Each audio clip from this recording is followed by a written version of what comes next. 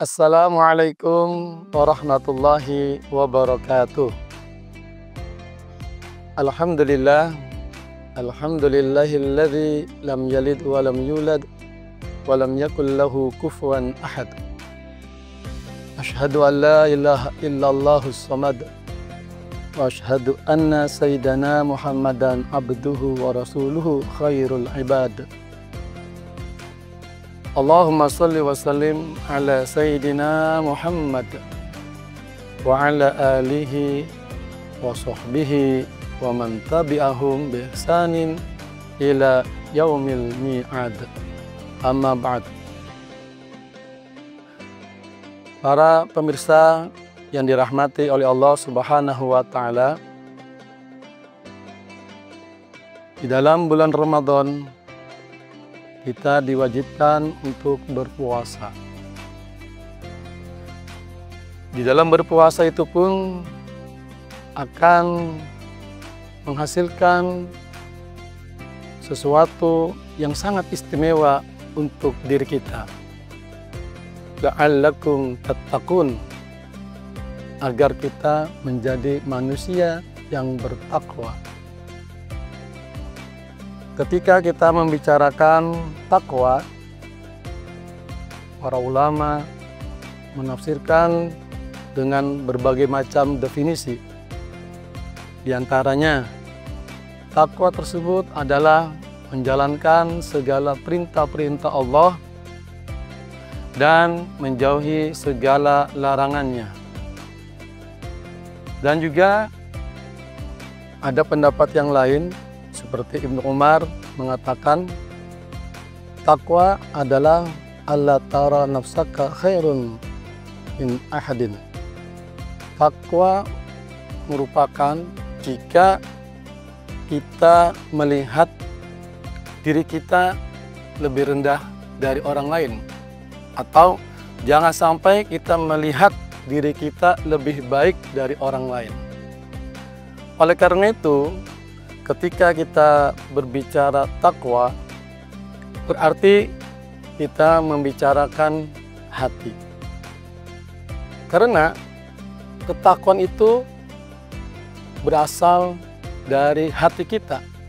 Sebagaimana Nabi kita, Nabi Muhammad Sallallahu Alaihi Wasallam mengisyaratkan at-taqwa hahuna, at-taqwa hahuna, at-taqwa hahuna.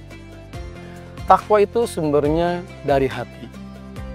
Sehingga ketika kita ingin memaksimalkan bulan Ramadan ini, puasa yang kita jalani ini, untuk memperbaiki kualitas ketakwaan kita, perlu kita ingat bahwasanya yang kita perlukan adalah vitamin hati.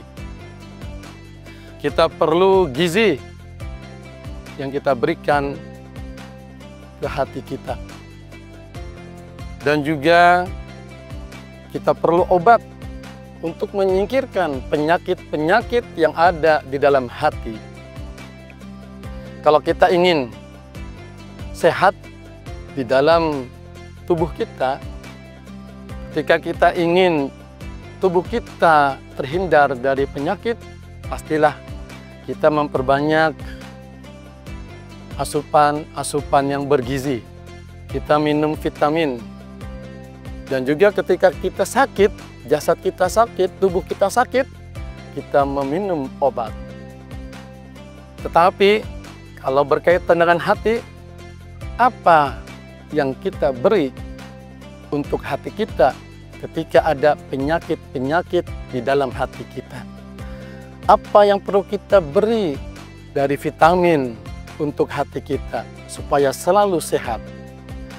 Mari kita simak bersama-sama Dawaul Qalbi menurut Al-Imam Ibrahim Al-Khawas yang dikutip oleh Al-Imam Al-Qusairi di dalam kitabnya. Yang pertama, qiraatul Quran bitadabbur, membaca Al-Quran dan merenungkannya.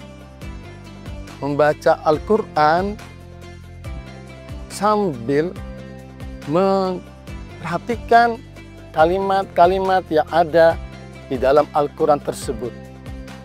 Jangan sampai kita membaca Al-Quran cuma sebatas lisan saja, cuma sebatas keluar dari mulut kita, tapi tidak kita renungkan makna isi dari kandungan Al-Quran tersebut. Ketika kita merenungkan, menghayati apa yang kita baca dari Al-Quran, insya Allah hal tersebut bisa mengobati hati kita. Itu yang pertama. Yang kedua, khala'ul batni, mengosongkan perut. Artinya kita mengatur pola makan kita. Wabil khusus ketika bulan Ramadan ini, ketika berpuasa, janganlah kita ketika berbuka berlebihan. Sehingga ketika kita makan berlebihan akan berdampak kepada berat di dalam beribadah. Kita akan malas dalam beribadah. Nabi kita menganjurkan ketika kita makan wala tusrifu, jangan berlebih-lebihan di dalam mengkonsumsi apa yang kita makan. Oleh karena itu, ketika hati kita ingin bersih, terhindar dari segala penyakit, yang kedua caranya adalah khala'ul batni, mengosongkan perut kita, atau lebih spesifik lagi, mengatur pola makan kita, jangan sampai berlebihan. Lalu yang ketiga adalah qiyamul lail, bangun di malam hari. Tentunya bangun di malam hari bukan sekedar ke kamar mandi atau dia ingin mencari makanan ketika dia lapar, tetapi yang dimaksud dengan qiyamul lail adalah beribadah. Beribadah dengan sepenuh hatinya.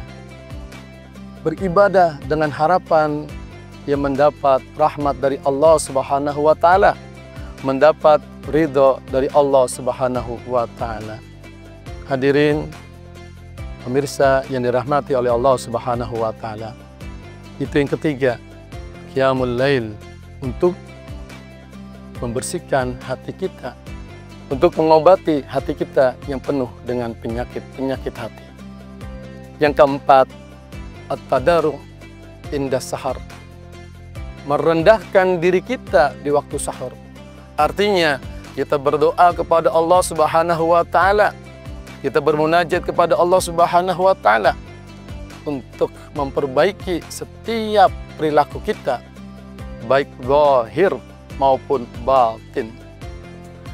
Kita di dalam sujud kita mintalah kepada Allah Subhanahu wa Ta'ala hidayah, taufik, inayah, dan yang lain-lainnya, agar ketika kita melakukan perbuatan baik bisa berdasarkan dengan keimanan dan keikhlasan. Karena ketika kita berbuat baik pun itu kalau tidak berdasarkan dengan keimanan dan keikhlasan akan sia-sia. Ketika kita beribadah, yang kita perhatikan adalah kualitas, bukan kuantitas. Kuantitas mungkin biasa sama. Sholat maghrib kita 3 rakaat, sholat isya 4 rakaat, sholat subuh 2 rakaat, sholat zuhur 4 rakaat, sholat asar 4 rakaat. Tetapi masing-masing ketika kita beribadah sholat maghrib, subuh, isya, asar, dan zuhur, kualitasnya berbeda-beda. Sebagaimana Al-Imam Al-Ghazali di dalam kitabnya Ihya Ulumuddin menyebutkan, dalam riwayat ada 2 orang yang beribadah, 2 orang yang sholat. Yang satu derajatnya setinggi langit, yang satu lebih rendah, yaitu derajatnya hanya di bumi. Mengapa demikian?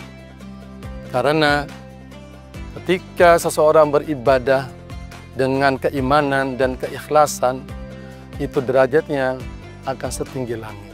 Tetapi ketika dia beribadah seperti sholat, dia ingin mendapat ujian dari orang lain, maka yang dia dapat bukanlah ridho dari Allah Subhanahu wa Ta'ala, melainkan sebaliknya. Na'udzubillah, summa na'udzubillah. Pemirsa yang dirahmati oleh Allah Subhanahu wa Ta'ala, yang keempat tadi adalah at-tadaru' inda sahur. Kita merendahkan diri kita di hadapan Allah Subhanahu wa Ta'ala di waktu sahur, memohon kepada Allah untuk selalu membimbing kita dalam berbuat baik dan beribadah. Yang terakhir, dawaul qalbi adalah mujalasatus sholihin, bergaul, berteman dengan orang-orang soleh. Ini menjadi prinsip kita, menjadi hal yang kita harus lakukan supaya hidup kita dipenuhi dengan keberkahan adalah mujalasatus sholihin, bergaul, berteman dengan orang-orang soleh. Lalu bagaimana definisi orang soleh? Para ulama mengatakan orang soleh adalah apabila perbuatan baiknya lebih dominan dari perbuatan buruknya. Itu dinamakan orang soleh. Mengapa demikian? Karena kita ketahui bersama, setiap manusia pasti punya kekhilafan, punya kesalahan. Tidak seperti Nabi, maksum, dijaga oleh Allah Subhanahu wa Ta'ala dari segala dosa. Sedangkan manusia mahalul khata wan nisyan, tempatnya salah dan lupa. Oleh karena itu, ketika ada seseorang yang perbuatan baiknya lebih dominan, perbuatan baiknya lebih banyak, marilah kita bersama-sama bergaul dengan mereka. Kita bergaul dengan para ulama-ulama, kita dekati para ulama, kita minta nasihat kepada mereka, kita minta doa kepada mereka, supaya hidup kita dipenuhi dengan rahmat dan keberkahan. Pemirsa yang dirahmati oleh Allah Subhanahu wa Ta'ala, itulah 5 vitamin untuk hati kita, 5 resep obat yang diberikan ulama kepada kita supaya hati kita terhindar dari penyakit-penyakit hati. Kita minta kepada Allah Subhanahu wa Ta'ala, kita mohon kepada Allah Subhanahu wa Ta'ala, mudah-mudahan kita di dalam menjalani ibadah puasa ini bisa menjadi orang-orang yang benar-benar bertakwa kepada Allah Subhanahu wa Ta'ala dan bisa menjalankan segala perintah-perintah Allah dan menjauhi segala larangan-larangannya. Sehingga nanti di akhirat kita pun akan diberikan kebahagiaan yang abadan abidin, kekal selama-lamanya. Amin, amin, ya rabbal alamin. Walafu minkum, apabila ada perkataan yang kurang berkenan ataupun ada hal-hal yang tidak berkenan di hati pemirsa, mohon dibukakan pintu maaf yang seluas-luasnya. Akhirul kalam, subhanakallahumma wa bihamdika, asyhadu an la ilaha illa anta, astaghfiruka wa atubu ilaih. Wallahul muwaffiq ila aqwamit thoriq. Assalamualaikum warahmatullahi wabarakatuh.